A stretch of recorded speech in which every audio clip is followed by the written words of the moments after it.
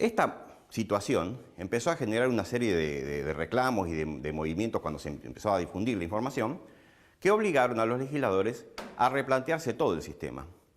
Y crearon una reforma integral de ese capítulo del Código Penal, donde crearon una serie de figuras nuevas que no existían y una serie de agravantes para figuras viejas que ya existían.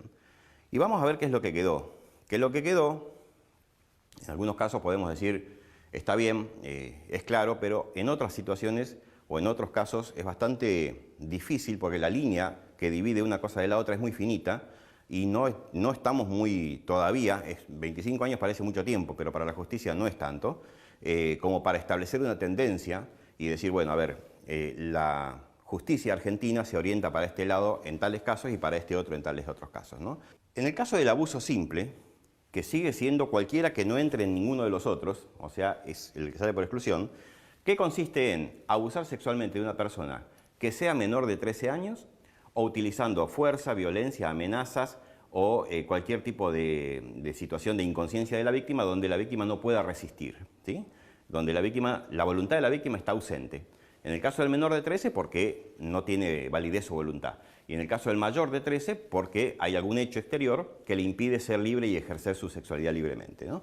Entonces, si se comete ese delito, tiene una pena mínima de 6 meses y una pena máxima de 4 años de prisión.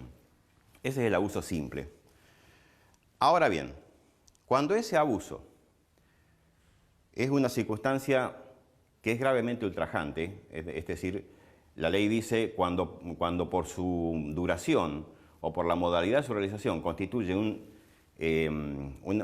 sometimiento sexual gravemente ultrajante para la víctima, la pena se agrava y arrancamos con un piso de 4 años a 10 años de prisión.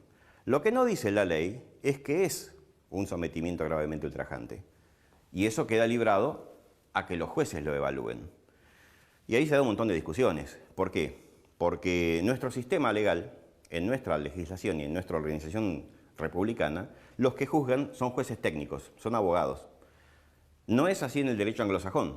En Inglaterra, en Estados Unidos, los que juzgan si una persona es culpable o no es culpable, cometió un abuso gravemente ultrajante o no, en este caso son ciudadanos, son los famosos juicios por jurados, que en la Argentina están previstos en la Constitución, pero nunca se armaron. Entonces, tal vez no sea lo mismo para el ciudadano común decir, bueno, sí, esa conducta es gravemente ultrajante, como lo sea para un juez técnico. Tal vez, es un interrogante. Esa es una de las primeras zonas grises de esto. ¿Qué es una conducta gravemente ultrajante? No está claro en la ley, no está ni siquiera aclarado en la ley, entonces es lo que queda liberado al arbitrio de la decisión del juez, ¿no?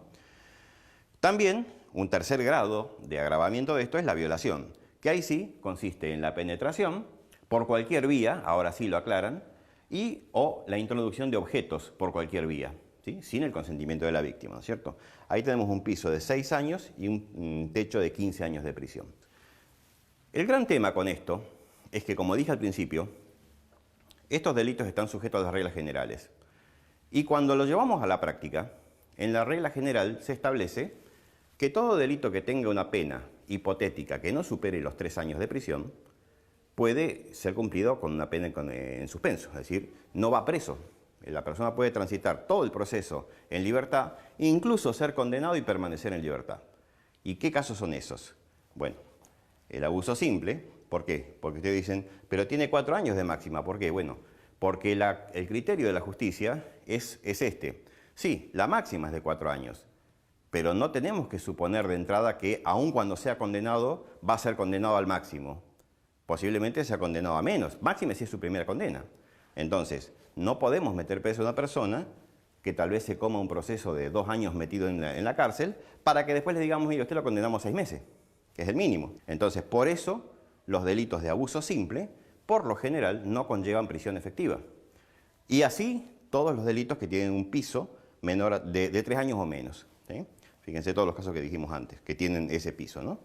Ese es uno de los temas.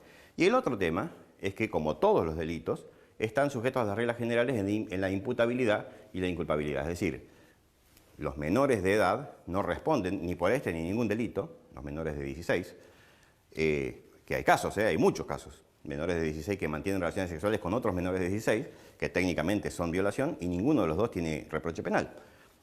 La otra cuestión es las personas privadas de su salud mental, es decir, de su libre albedrío. Drogadictos, personas muy ancianas, con enfermedades degenerativas del conocimiento, ¿no es cierto?, neurodegenerativas. Bueno, todo ese tipo de cosas que afectan la conciencia de la persona y que lo hacen inimputable, es decir, se supone que no entiende la criminalidad de sus actos, por eso no respondería.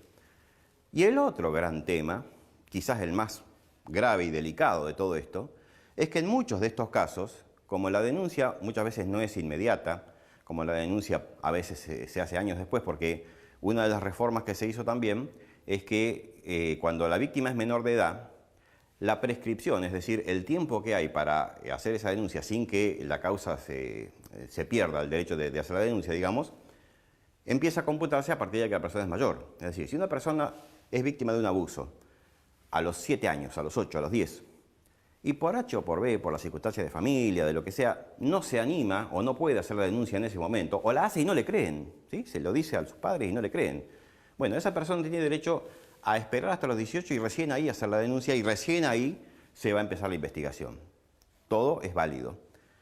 Ahora bien, cuando llegamos al problema de la prueba, de probar un hecho que ocurrió hace 8 años, que no dejó señales, que no dejó marcas, que no hay testigos, que no hay documentos, que no hay nada, nos encontramos con el problema de cómo se prueba ese hecho.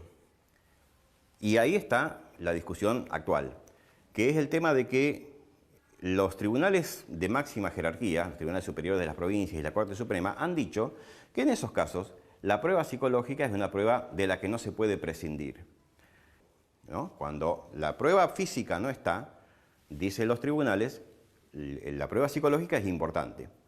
Esto ha sido llevado quizás al extremo por algunos tribunales que dicen, bueno, en esos casos la prueba psicológica, si es la única que hay, es válida como prueba definitoria. Y ahí estamos en una discusión muy compleja, muy complicada, porque sabemos todos que la psicología no es una ciencia exacta y sabemos todos que el psicólogo, en el mejor de los casos, puede dar un pantallazo, un panorama de, a ver, esta persona hoy presenta este estado psicológico, este estado mental. Pero esto no quiere decir que este psicólogo pueda con esa modalidad probar un hecho que ocurrió hace 8 a 10 años, ¿no? Esa es una discusión que está pendiente de resolver y que la ley todavía no se ha sentado a discutir. Es decir, hoy muchos de estos hechos se prueban o se descartan solamente con un informe psicológico y según en qué tribunal caiga la causa. Así estamos.